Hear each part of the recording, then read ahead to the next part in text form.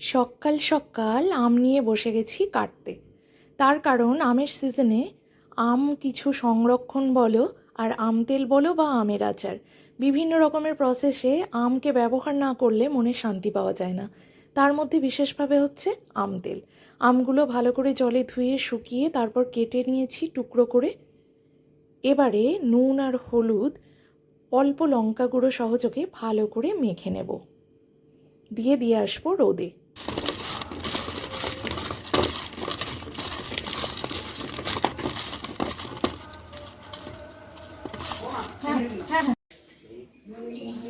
তখন একটু বলে রাখবি। না সেটা নয়, এই হরিনামের মধ্যে কিন্তু ও কাকিমা দেখুন এবারে কিন্তু নতুন নিয়ম, গ্রামের হরিনাম তাও হরিনামের পরের দিন একটু বাড়িতে এলো না।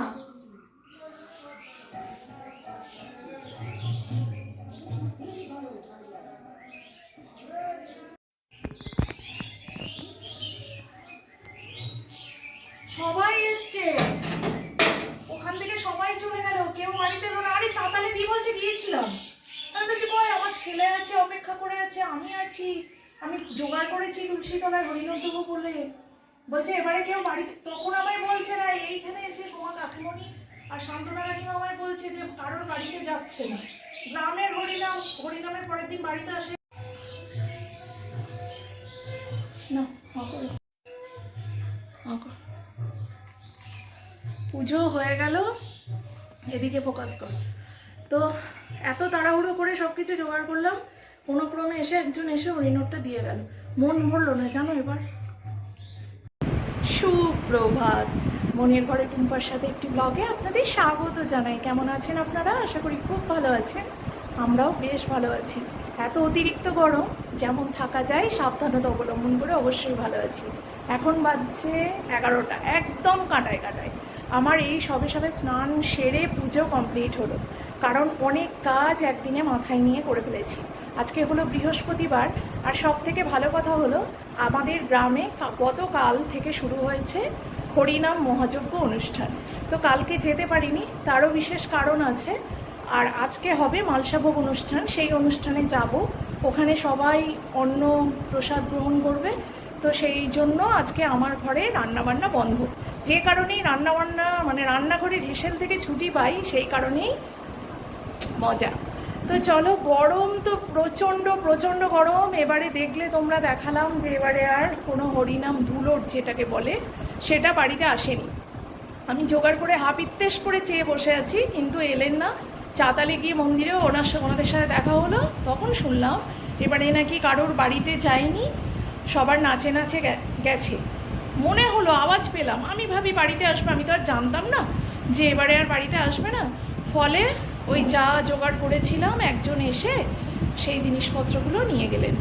তো যাই হোক, প্রভুর হয়তো এটাই ইচ্ছা এবারে গরমে, সেই জন্য সবাই হয়তো গ্রামে সবার বাড়ি ঘুরতে পারেনি, তবে পুরো গ্রাম যেটা ঘুরতে হয় সেটা করেছে। প্রচণ্ড গরম তো, আর বিভৎস পরিমাণে গরম। কালকে তো বৃষ্টি হয় তাও হয়নি, আজকে হয়তো হবে। আমাদের গ্রামে এই বিশেষ দিনেই ফিক্সড এই ডেটেই হরিনাম হয়, আর এই ডেটে বৃষ্টি ঝড় সব হয়। আজকে হবে হয়তো, গতকাল হয়নি। অধিবাসে হয় আর হরিনামের পরের দিন হয়। হরিনামের দিন যদি ঝড় হয়ও তাহলেও সামলে যায়, মানে অতটাও প্রকাণ্ড রূপ নেয় না। তো যাই হোক, আজকের দিনটা শুরু হলো আমার এইভাবে। আর যে কারণে কালকে যাইনি সেই কথাটা তোমাদের বলি। আমার বড়মশাই তার কার্যক্ষেত্রে কর্মক্ষেত্রে গিয়ে কোনো একটা কাজ করতে গিয়ে অনেকটা পরিমাণে পা কেটে গেছে, পায়ের আঙুলের দিকে, মানে নখের গোড়া চেপে কেটেছে। তো ফলে ব্যথা যন্ত্রণা দুটোই প্রচণ্ড পরিমাণে হচ্ছে। সেলাইয়ের কোনো পজিশন ওখানে নেই, তাই সেলাই হয়নি। তো উনি একেবারে হসপিটাল ঘুরে এসে দুপুরবেলা ফিরে আমাকে মানে সশরীরে দেখে তখন আমি অবাক। আমি পুরো মানে দাঁড়াতে পারছি না, মনে হচ্ছে যেন আমি চলতে পারছি না, আমার পা উঠছে না, এমন হচ্ছে। এর আগে একবার এরকমভাবে ওর পা কেটেছিল, এর থেকে বেশি, তবে এবারে আরেকটু বেশি হয়েছে। সে যাই হোক, সেই কারণে ওনাকে রেখে বাড়িতে যাওয়া যায়নি।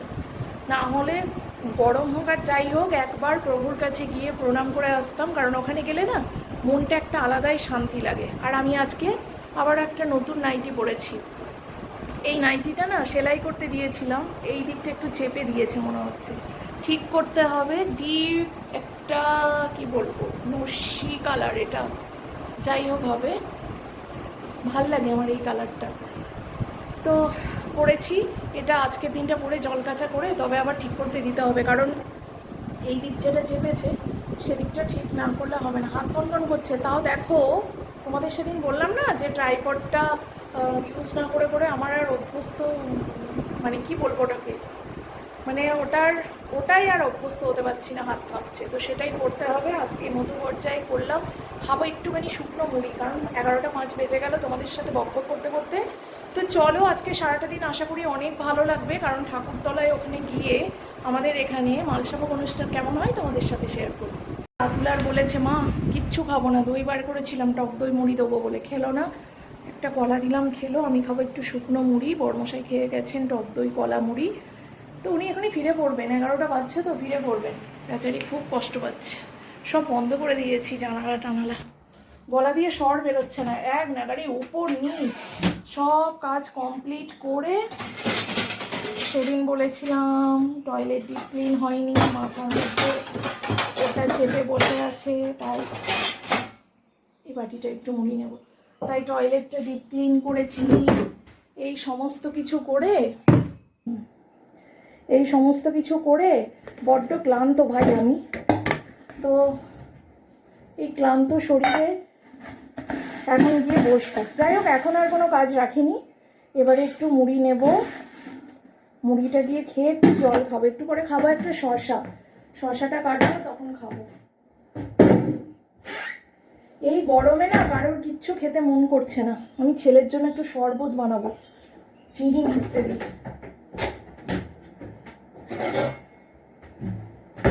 বেচারি না বড্ড কষ্ট পাচ্ছে গো, খুব যন্ত্রণা। যদিও মেডিসিন আছে, মেডিসিনের জন্য একটু কম, তবে পাটা বাঁধতে পারছে না তো, পায়ের চেটোর দিকটা ফুলে গেছে। আজকে সকালে কতক্ষণ হাত বুলিয়ে বুলিয়ে আঙুলগুলো দিলাম, বলে কি খুব ভালো লাগছে, কিন্তু বসে থাকলে ওর অসুবিধা প্রবলেম, সেই জন্য ওকে বাজারে যেতেই হচ্ছে, বললাম কিন্তু যেতেই হচ্ছে।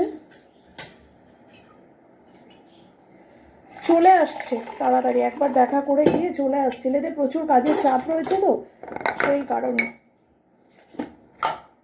আজকে আবার বিশেষ কাজ আমার রয়েছে, আমতেল ছেলেকে একটু গুলে দিয়ে দিলে মনে শান্তি পাবো, বাকিটা ঠান্ডা জল দেবো। তাহলে যে বাবা দিয়ে আসুক, ঠিক আছে? এত গরমে থাকতে পারছে। বাবা বলেছো না, আমি তো বললাম তোমার কষ্ট হবে, খাও। বলে না না স্কুটি বলে সম্ভব হচ্ছে, তাই না? না হলে সম্ভব হতো না। আর মামা আসবে তো আজকে, বাড়িতে আসবে? বাড়িতে না স্টেশনে আসবে, সব জিনিসপত্র প্যাকিং হয়েছে। বাড়িতে আসতে হলে আজকের দিনটা থাকবে বলেছিলাম, কিন্তু মামা মনে হয় চলে যাবে কালকে, ওই জন্য আজকে আর আসবে না। কিন্তু দুদিন তো থাকলে আসতে পারতো, বল। জিনিসগুলো গোছাতে টাইম লেগেছে, তো সেই জন্য সব জিনিসপত্র গুছিয়ে নিয়ে মামা দিয়ে স্টেশনে বাবার হাতে দিয়ে ও আবার চলে যাবে। মামারও খুব কষ্ট হবে। আমি বললাম তুই এত ব্যাগে জিনিসপত্র করেছিস কেন, তোর তো ট্রেনে আনতেও কষ্ট, তুই বল না, দুটো ব্যাগ দু হাতে, ওটাই আমি ভাবছি, মামারও খুব কষ্ট হবে। কিন্তু বাবা এবার আনবে কি করে স্কুটিতে দুটো বড় ব্যাগ? সেটাই তো বলছি, মামাকে বলো আসতে বাড়িতে আজকের দিনটা, এসব গোছগাছও করে দেবে। আবার একবার ফোন করতে বললো, তখন ব্যস্ত ছিলাম। করো একবার, করো। ঠিক আছে, রেডি হয়ে গেছি, বাজছে 2:05। ভেবেছিলাম একটু তাড়াতাড়ি করে যাব, একটু ঠাকুরতলায় গিয়ে বসবো, একটু নাম কীর্তন শুনবো। আজকের এই গানটা শুনতে ভারী চমৎকার লাগে, মন পুরো মুগ্ধ হয়ে যায়, মনে হয় অন্য জগতেই আছি। কিন্তু বর্মশাই এলেন এখন, লেদে বললাম না প্রচুর কাজের চাপ রয়েছে। এসেই বলে কি দেখো আমার পাটা ভীষণ ব্যথা করছে মানে জ্বলছে পর্যন্ত, হাঁটাহাঁটি হয়েছে বা কাজ করেছে, প্রেশার পড়েছে হয়তো। তো যাই হোক, এই যে পরে নিয়েছি একটা নরম ছাপা শাড়ি, এই শাড়িটা তোমরা আগেও দেখেছো পরতে। কি বলে, গ্রীষ্মকালে এই রকম বাটিকের শাড়ি হলে আর কিছু চাই না। এটা কিন্তু নতুন, একদিনও জলে ধোয়া নয়, তাও পুরো কচু একেবারে, এতটাই সফট। তো এই শাড়িটাই পরে নিলাম। চলো নে রেডি হয় না, ওখানে খাওয়া দাওয়া করবো, ওরা গিয়ে খেয়েই হয়তো চলে আসবে, আমি একটু গিয়ে বসবো, তোমাদেরও দর্শন করাবো। চলো। এ যা গরম, হাড় পড়তে মন চাইলো না, পুরো গলা ভাত চলে যাবে কেটে মনে হচ্ছে গরমে। এতটা পরিমাণে গরম, বাবা বাবা। ঠাকুর প্রণাম করছে, তারপর রেডি হবে। এক বোতল জল নিয়ে নিয়েছি, কারণ ওখানে খাওয়া দাওয়ার ব্যবস্থা আছে, সবই আছে, জলও আছে, কিন্তু তবুও জল এমন জিনিস সঙ্গে করে নিয়ে যাওয়াই ভালো। এই যে সামলে সামলে পা পাততেই কষ্ট হচ্ছে গো। এই তো বললি টনটনানি হচ্ছে। পারছিস না? হয়েছে হয়েছে। ঘোরাচ্ছে দেখো, আবার মুখে কোনো সময় বলবে না যে হ্যাঁ কষ্ট হচ্ছে।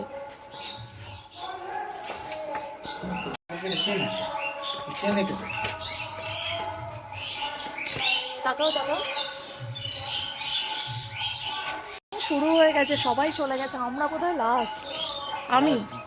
আমি অন্তত লাস্ট, সব মহিলারা চলে গেছে, তাই তো মেয়েরা।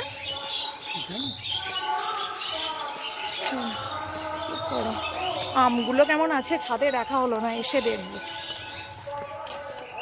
ওই দেখো স্পিডে হাঁটছে। হ্যাঁ, এই মানুষটার স্পিডে হাঁটতে পারবে না, নাহলে অন্য সময় আমি এক জায়গায় থাকি, ও এক জায়গায় চলে যায়। আজকে বলে কি স্পিডে হাঁটতে পারলে হবে না, বাবা আস্তে হাঁট, বাবার কষ্ট হবে।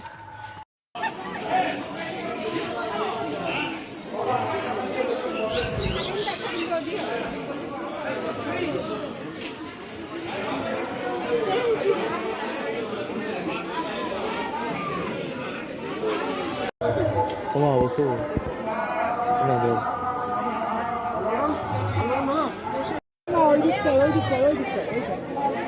ওইখানে পাতা ফেলার জায়গা।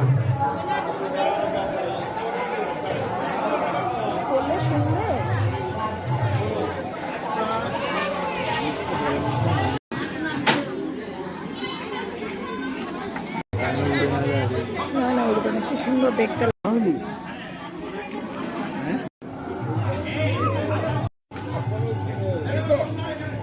অল্প দেবেন, কেন যে বুঝিস না, বুঝি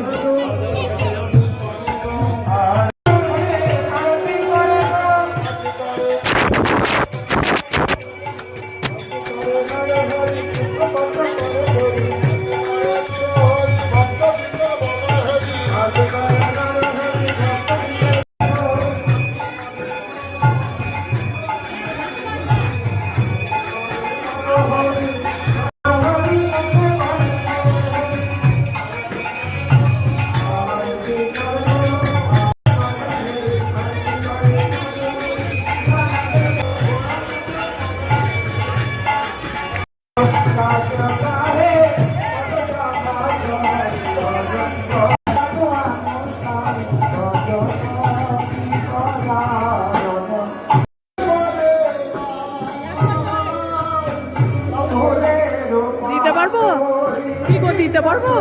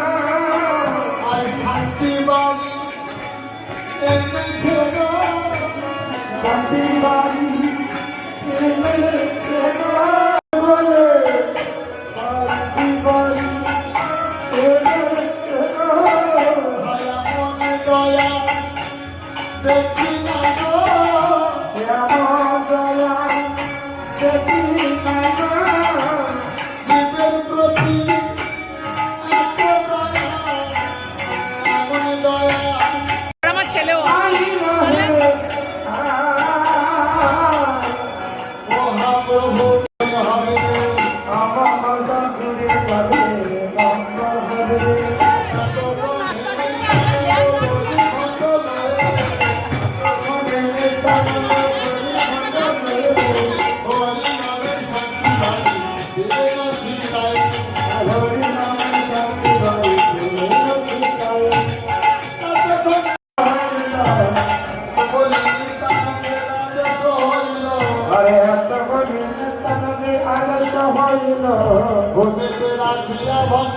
প্রণাম করিল ঘুমেতে রাত্রি রাবণ প্রণাম করিল আর ঘুমেতে রাত্রি রাবণ প্রণাম করিল ঘুমেতে রাত্রি রাবণ প্রণাম করিল এত বলি নিত্যানন্দের আদেশ হইল এত বলি নিত্যানন্দের আদেশ আর ছেলেকে প্রণাম করি তাই ছেলে বলে বলি হরি বল হরি বল হরি বল হরি বল হরি বল।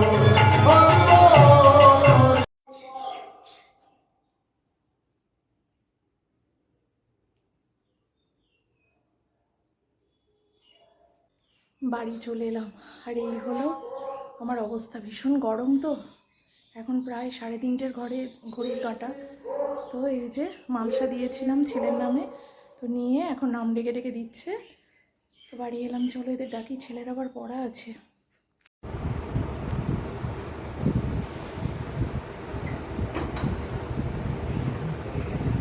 যা গরম,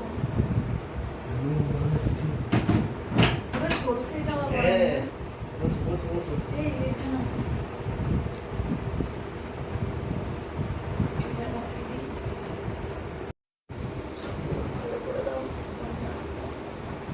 যেন আবার পায়ে ওটা টিপে ধরো, ওটা আশীর্বাদ দেওয়ার চক্করে যেন ওর এখানে টিপে ধরো না।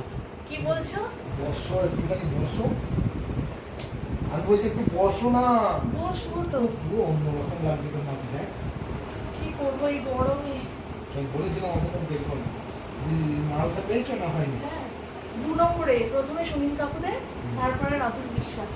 হ্যাঁ, আমি তো দিয়ে শাড়িটা পরেই থাকি, একেবারে সন্ধ্যাবেলা চেঞ্জ করবো। কেন? আহ, হ্যাঁ, স্কুটিতে আসবে? না গো, 4খানা ব্যাগ আছে, আসবে না, না পায়ে এমনি ব্যথা।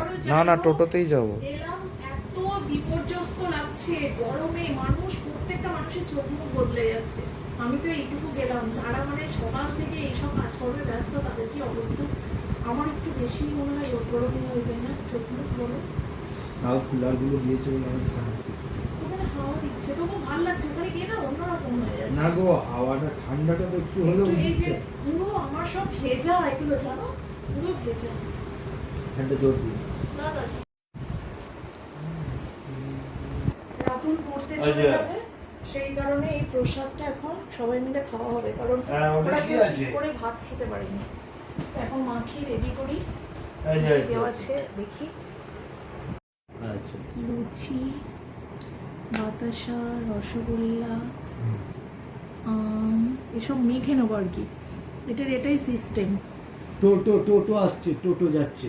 একবারে চিড়েটা মাখবো এখানে, তবেই টেস্টটা ভালো আসে। আমাকে একটুখানি ফল দাও শুধু। দই দেয়নি তো, চিড়ে বেশি দিয়েছে এবারে।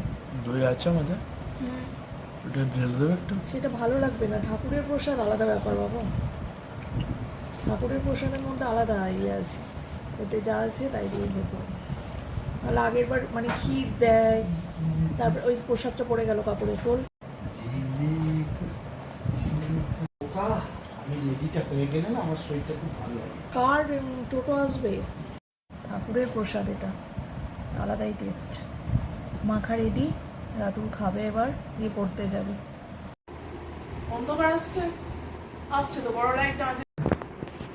প্রসাদ আমার কাছে এমন একটা জিনিস, অমৃত লাগে, সেটা ভরা পেটে খেলেও ভালো লাগে, তাই না বাবা বল? কাঁঠাল খাবি? কাঁঠাল তোকে দিই, খাবি?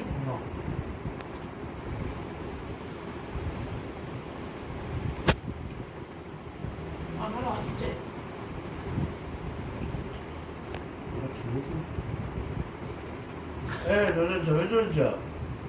ভিডিও করাবি?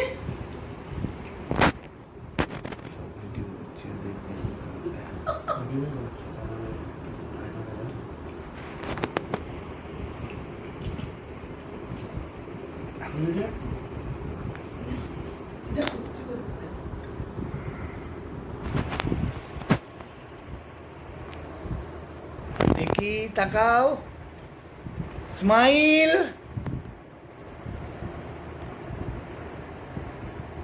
জোর লাগালো পায়ে এক্ষুনি। এই তো এই স্কুটিতে চার্জ দিতে গিয়ে ওই তারটায় আটকালো পায়ে দিয়েই তো চোখ মুখ নিয়ে বিকৃতি করলো। তুই ওকে কি বলবি আজকে স্কুটিতে যাবে?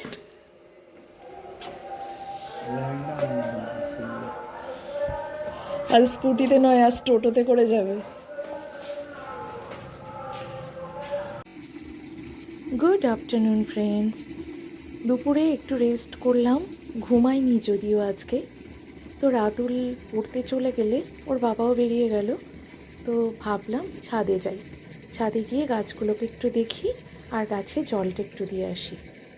তো এসে দেখি ভাবছি এই গাছগুলো, যে গাছগুলো কোনো কাজে অ্যাকচুয়ালি লাগছে না আমার, সেই গাছগুলোকে তুলে ফেলে দেব।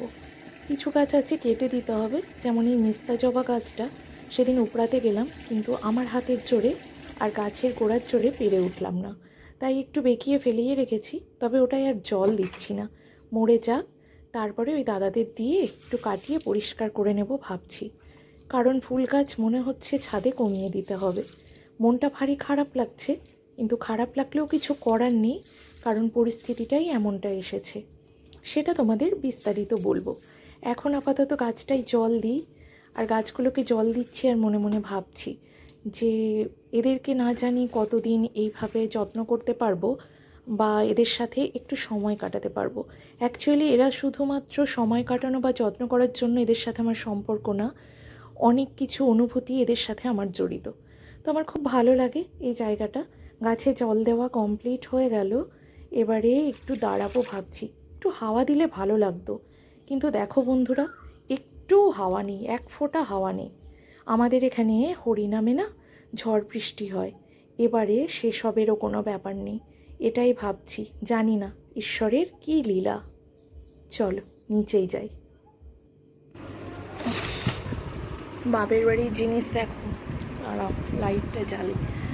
এই যে আমাদের বাগান আছে জানো তো, আম লিচু কাঁঠাল প্রচুর বাগান আছে। আজকে ভাই এসে স্টেশনে সব দিয়ে গেছে।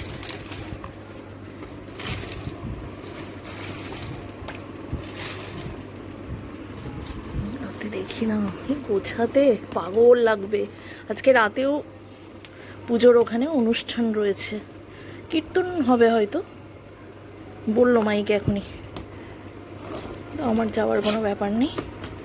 এটা কি দিয়েছে, তিল ঘষে দিয়েছে দেখো আমার মা।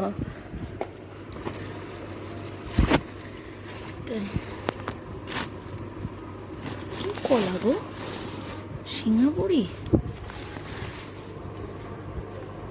মনে হচ্ছে পাকা কলা। এটা পাকা কলা, এটা কাঁচা কলা। এখানে কুমড়ো রয়েছে, এটা গাজর ঠিক না? হ্যাঁ এই যে গাজর, আর খুললাম না। এটাই শাক, এটাতেও নোটের শাক। একটু হাওয়া দিতে হবে, দাঁড়াও খুলে তোমাদের দেখাই, না হলে এইসব গোছাতে আমার প্রচুর টাইম লাগবে। দেখো বন্ধুরা, পুরো সবজি বাজার হয়ে গেছে আমার ঘরে, একদম ভরা। বেড কভারটা তুলে দিই, একদম সবজি বাজার হয়ে গেছে। একটু ফ্যান চলুক, আম পাকাগুলো একটু হাওয়া দিই। আজকে আর খাওয়া হবে বলে তো মনে হচ্ছে না, এসব একটু খোলা রাখি, ভালো থাকবে। আমাদের আম কাঁঠাল লিচু কলা সব কিছু বাগান আছে জানো। এগুলো গাছ পাকা আম কিন্তু। এই যে এখানে দিয়েছে পাতি লেবু, আর কি দিয়েছে, এখানে রয়েছে গোটা মুসুরি, পুঁই শাক। পুঁই শাকটা খোলা হয়নি। আনন্দ হয় জানো, বাপের বাড়ি থেকে যদি একটা সুতোও পাওয়া যায় না, খুব মনে আনন্দ হয়, তাই না বন্ধুরা? আমি জানি আমার সাথে সবাই একমত হবে। পুরো ঘেমে গেলাম, স্নান করেছি বিকেলে সন্ধ্যা দেওয়ার আগে। এগুলো সব এখন থাক এভাবে।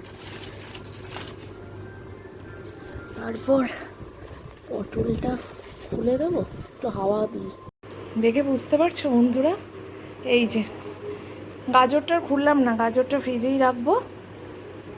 আর এই সমস্ত জিনিস দেখে চোখ ভরে যাচ্ছে।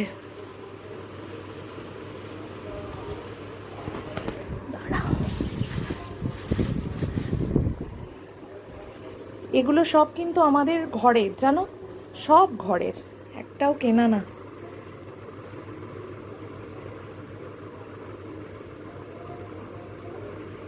চলো এগুলো এখন হাওয়া খাক, আমি লেবুটা আর গাজরটা ফ্রিজে রেখে এখন আমি একটু হাওয়া খাই। আমার অবস্থা পুরো ঘেমে নিয়ে স্নান, কে বলবে আমি স্নান করেছি। পুরো নাইটিটা না পুরো ভিজে গেছে একদম, দেখে বুঝতে পারবে তোমরা। এখন একটু হাওয়ায় বসবো। তারপর বড়মশাই এসেছিলেন, টোটোতে করে সমস্ত জিনিস নিয়ে এসেছি, বললাম না একেবারে রাতুলকে নিয়ে গেছিলো পড়তে। ওখানেই স্টেশনে ভাই এসেছিল, তো এসে একটু চা খেলেন, দিয়ে চলে গেলেন। পাটা আজ খুব ব্যথাটা বেড়েছে। তো চলো গিয়ে বসি। শুধু জিনিস দেখা নয়, গুছিয়ে রেখেছি। ওই যে আম, দুটো কাঁচা আম, দু জায়গায় দুরকম। আর ওইটা না আমি কাঁচা কলা ভেবেছিলাম, জানো তো, কিন্তু বুঝতে পারছি না। দেখি কি ওটাতেও একটু রং দেওয়া রয়েছে। দেখি, মা এখনই কথা হলো, কিন্তু তখন আমি অত খেয়াল করিনি। সেই জন্য আবারও এইটা গুছিয়ে তারপর জিজ্ঞাসা করব যে মা ওটা কি কাঁচা কলা না পাকা কলা।